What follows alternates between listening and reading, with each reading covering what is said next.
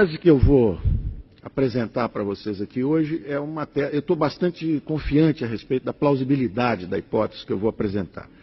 E nós somos prisioneiros cognitivos, para usar a linguagem do professor Douglas North, que é o prêmio Nobel, que nós tivemos o prazer também de assistir aqui ontem.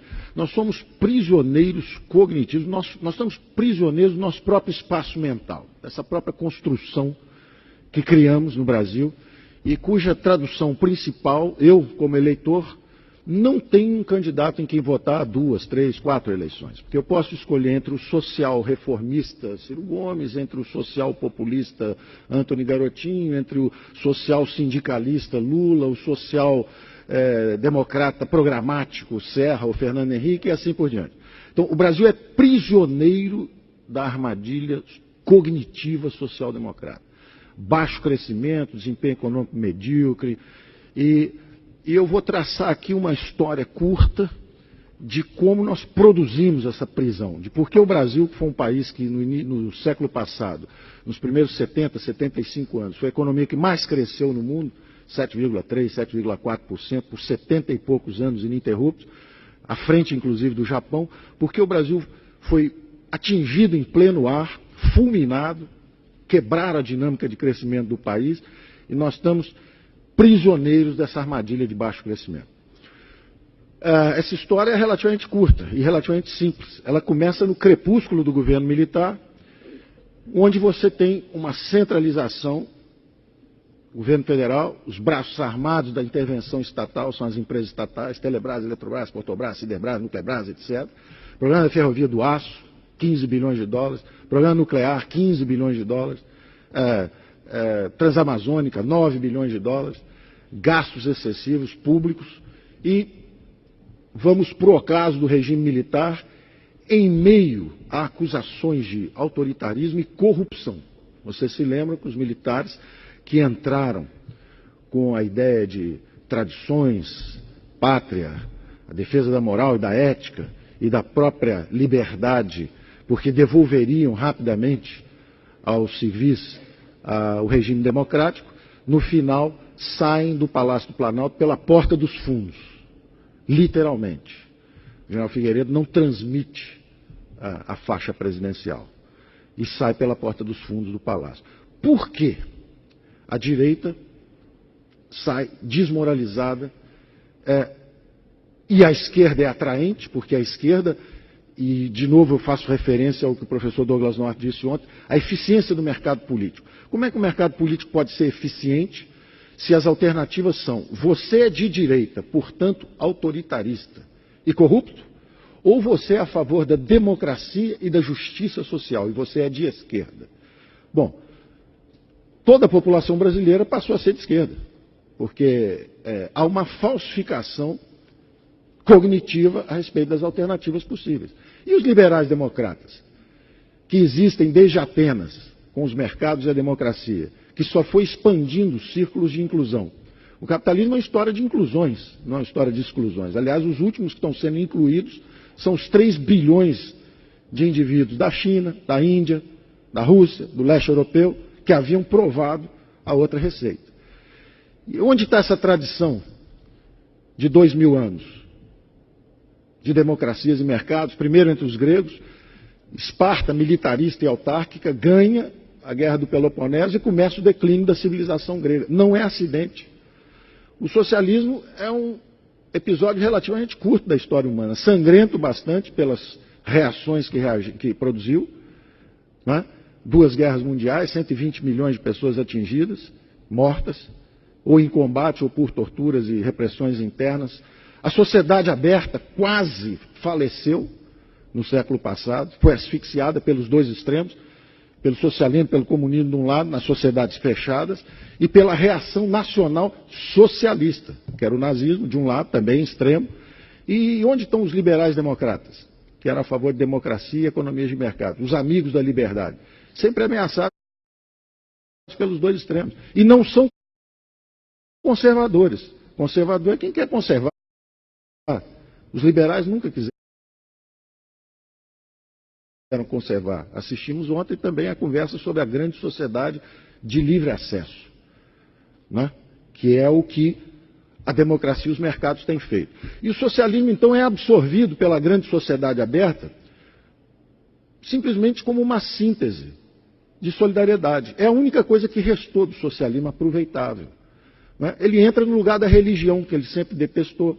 Ele entra no lugar da solidariedade, do instinto de solidariedade, que realmente, numa organização global, há inseguranças no coração do homem. O indivíduo se sente desprotegido e precisa da tal rede de proteção social. E fica, então, aquela falsa promessa de que com o socialismo você pode entregar aquilo.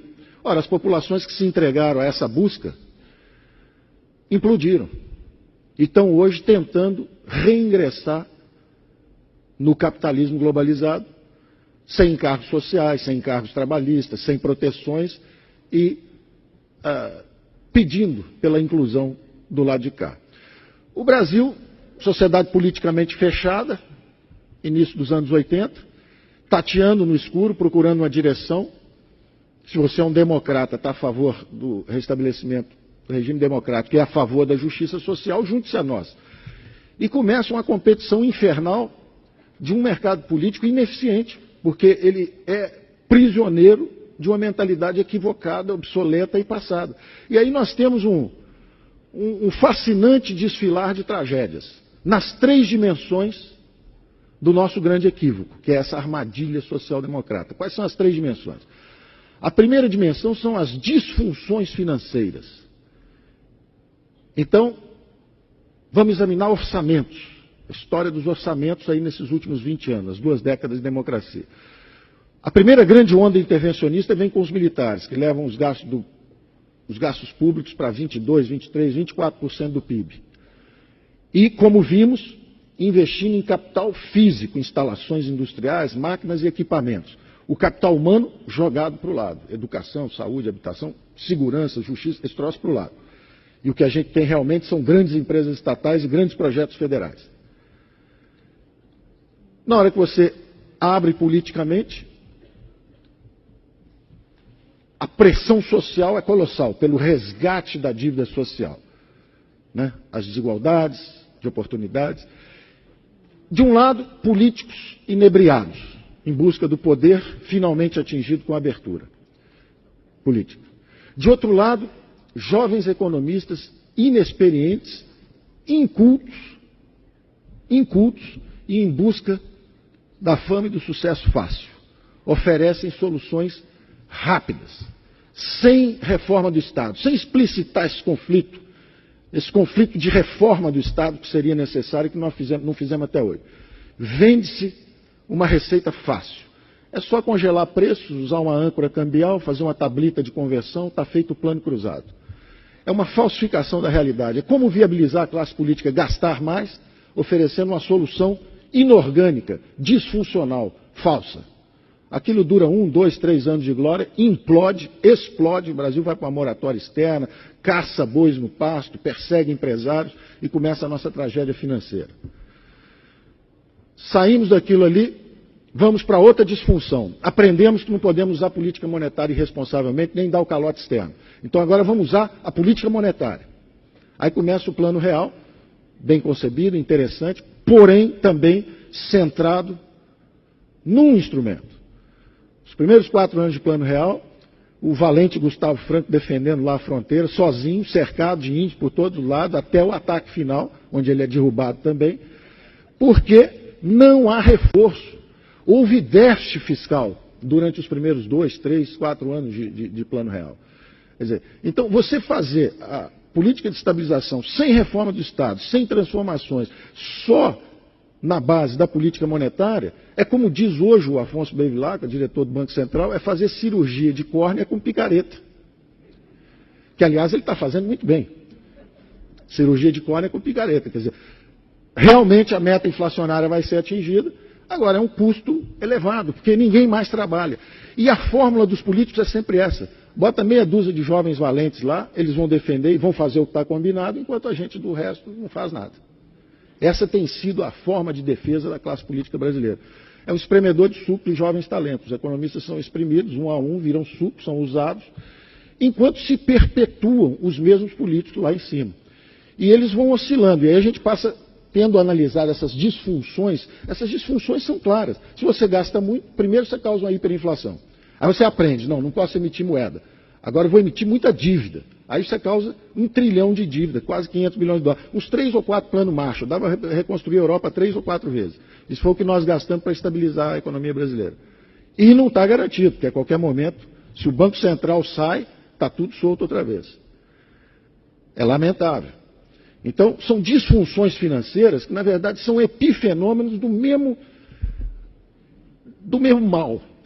São sintomas epidérmicos do mesmo mal. O mal é um só. Gastos públicos de 20% para 40% do PIB.